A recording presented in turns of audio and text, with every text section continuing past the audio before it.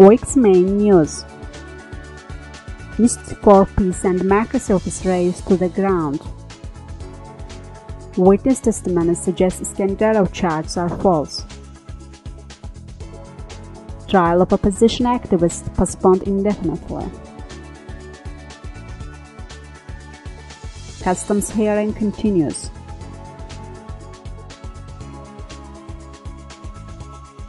Former President Ayaz Mutalibov attends his son's funeral. Continued violation of property rights.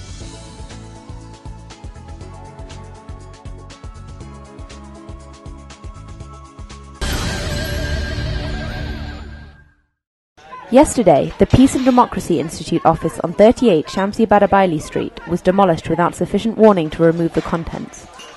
According to Objective TV employees who arrived at the scene, demolition work was being carried out by several young workers using heavy machinery. The scene was managed by a number of unidentified civilians along with police officers. A few chairs and 2 air conditioning units were moved out of the office before the demolition began, but the excavator began work with the furniture, documents, a safe and computers still inside. Yusuf Gambarov of the Azerbaijan State Property Committee, who was overseeing the work, behaved aggressively towards journalists. He shoved and verbally assaulted Turkan Karimov of Azadlık Radio while he was carrying out his professional duty. Gambarov physically prevented Idrak Abbasov of Ayna Zokalo newspapers and IRFS from filming in the area and attempted to confiscate his camera. Abbasov's right arm was injured during the altercation. The director of the Peace and Democracy Institute, Leyla Yunus, is currently away from Baku on a business trip.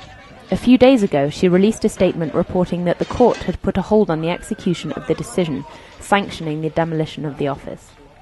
The demolition of the houses on Shamsi Badabaili Street to clear the way for the Winter Park development has been underway for several months, under the aegis of a special state commission.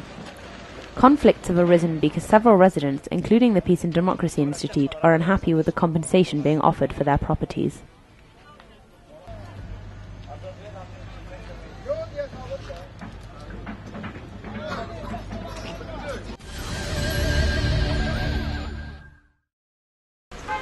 The trial of human rights defender Vidadi Iskandarov is continuing at Göcek Regional Court. Judge Okan Süleymanov presided over the hearing.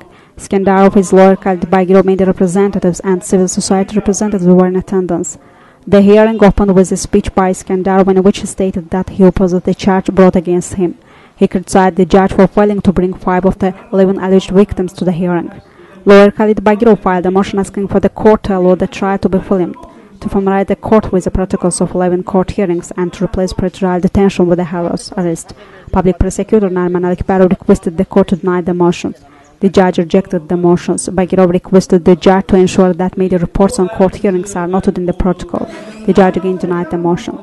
Azerbaijan Popular Front party member Shahverdi Mikhailov and Musovat party member Ali Rasim Ali Mammadli testified to the fraudulent activity in the elections and presented evidence. According to the statement, the member of parliament from New Azerbaijan Party, Shamsettin Hajiev, was elected through the fraudulent process. Vidadi Iskandarov won the elections, but Shamsettin Hajiev was given the seat. The hearing continued with witnesses' testimony for the defendant side. The judge did not hear witness Samir Abbas's testimony. Mehman Askarov said that he, not Vidadi Iskandarov as alleged in the charge, prepared the ballot papers during the election. Victim Ilyas Husseinov gave testimony in favor of Iskandarov. Witness Elman Ibrahimov stated that Iskandarov did not, as claimed, violate the voting rights of Ali Nizam Jafarov. He said that charge brought against Iskandarov were false. The next hearing has been scheduled for August 17th.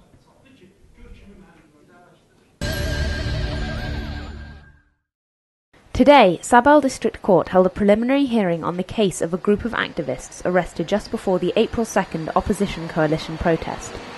Judge Famil Nasibov presided over the hearing. Those facing charges include the head of the Musavat Party Executive Administration, Arif Hajili, APFP Deputy Chairman Fuad Garamanli, Musavat Party Youth Organization Chairman Toral Abbasli, and APFP Department Head Mahmad Majidli. People who intended to watch the trial were removed from the courtroom shortly before the trial was due to begin, but they remained outside the building, shouting slogans, "Freedom, freedom," and reminding officials that today is International Youth Day. Lawyer Asabali Mustafayev reported that the court passed a motion allowing defendants to sit near their lawyers. Following this, the defendants' lawyers submitted their objection to the judge, Famil Nasibov. Shortly afterwards, the judge ruled to arrest the defendants during this preliminary hearing. After deliberation, Nasibov said that the motion to change the judge was being sent to the appeals court, and the next hearing was postponed indefinitely. The accused are being charged with organising actions in violation of social order, active involvement in those actions, and violence against authority figures.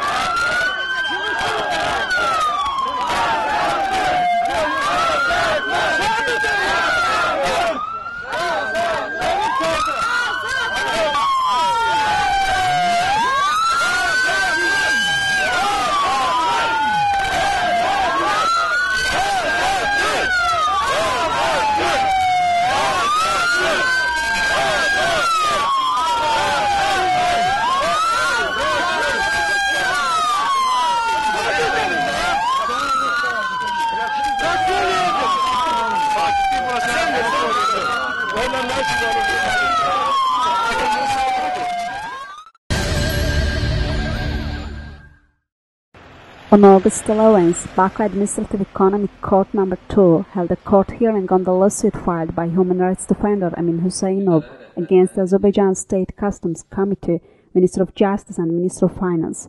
Husseinov claimed that the state authority acted illegally and that they inflicted material and psychological damage upon him.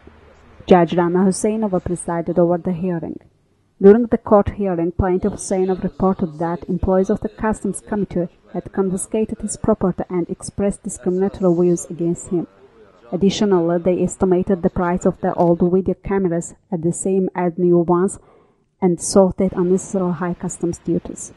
Husseinov's lawyer Gunay Ismailova said that the Customs Committee has violated customs law by preventing him from bringing $1,000 worth of personal property into the country.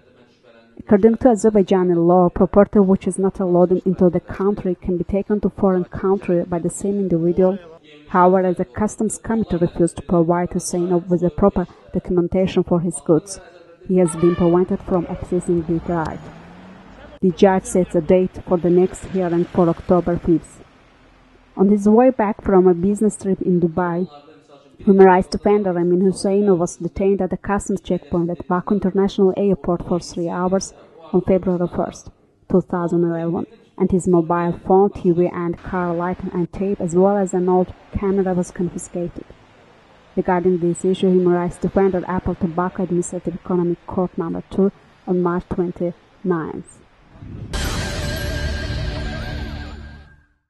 Azad Mutalibov, the 49-year-old son of post-Soviet Azerbaijan's first president, Ayaz Mutalibov, died yesterday after a long illness. After 19 years in exile, the former president came back to Azerbaijan with his wife to attend his son's funeral. A criminal case was launched against Mutalibov in 1993, and he was charged with a number of serious crimes committed while he was in power. His visit to Azerbaijan was sanctioned by the head of state. Allegedly, Azad Mutalibov and Ilham Aliyev went to the same school. Today, the body was brought back to Taza Pir Mosque from his house in Mardikan settlement, Baku.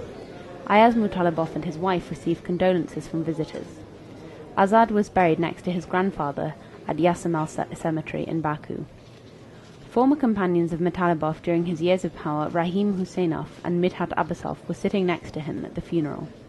Opposition leaders Izigambar Ali Karimli, Sadar Jalaloglu and others also paid their respects. The chairman of Social Democratic Party, Araz Alizadeh, expressed his gratitude to Ilham Aliyev on behalf of the Mutalibov family. We are grateful to Ilham Aliyev and the head of the Heydar Aliyev Foundation, Mehriban Aliyeva, for giving money for the medical treatment of Mutalibov's son in Turkey, he said. He also said that Ayaz Mutalibov's visit to Turkey had been officially documented by the Embassy of Azerbaijan in Moscow. A temporary passport was given to him as an ID card. It is not known how long he will stay in Baku. Entrepreneur Bahram Mamadov from the Yevlakh region held a press conference today at the Institute for Portals for Demand Safety to speak about the violation of his right to entrepreneurship.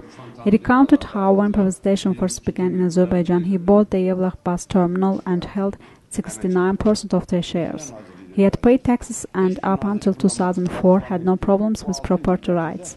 In 2004, Elmar Valiyev was appointed chief of the Yevlakh executive power and he demanded that Mamadov sell the bus terminal. Mamadov refused and ever since has encountered a series of problems. Mamadov's partner, who holds 30% of the shares, sided with the executive administration. At present, construction and demolition work is in progress on 2.25 hectares of the bus terminal, land owned by Mamadov. The demolition started in March 2009 without his permission. The machinery belongs to the Zgan Holding, though it was revealed that the work was being carried out by the İpek company. Economic expert Zohrab Ismail believed that the Valiyev is involved with the company. Mamadov said that after his land was fenced in for demolition, Bahram Mamadov went to the courts. He appealed to Shaki local economic court and sent inquiries and appeals to different state authorities. During the press conference, he showed photos and documents proving that the area belongs to him. Construction work has been stopped in one part of the area, though a court ruling, but the decision has not been fully implemented. Bahram Mamadov said that he will take the issue to European Court and he believes that his rights will eventually be restored.